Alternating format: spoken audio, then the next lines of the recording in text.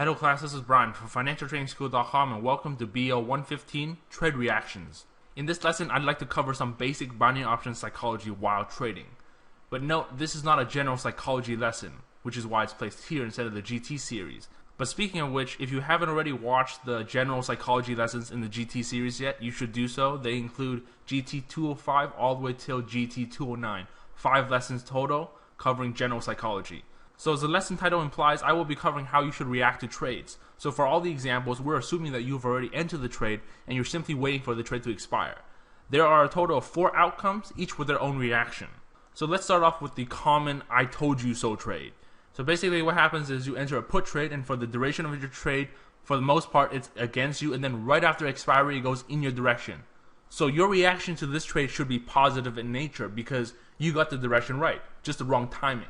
So what you need to do is work on your trade expiry.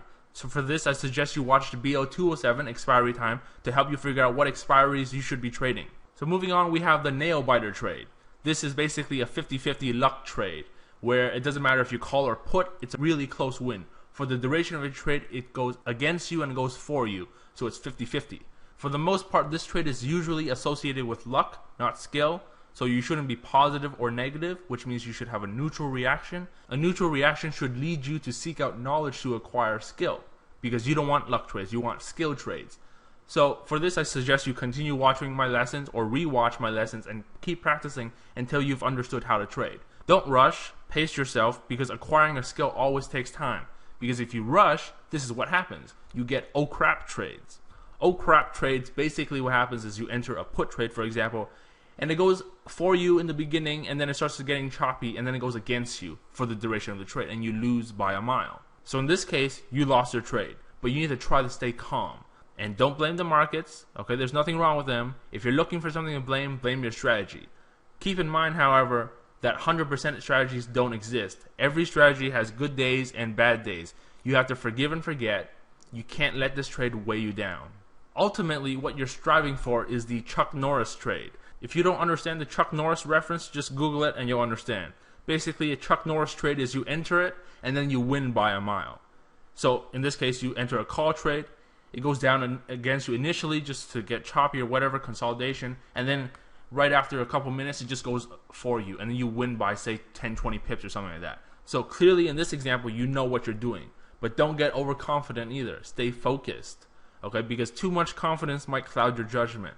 Winning by a mile definitely feels nice, but if you let it affect your other trades, then that feeling won't last long. Because if you start to take bad trades due to your overconfidence thinking it was good, but it's actually not, then you end up losing those trades. Then you don't feel good anymore.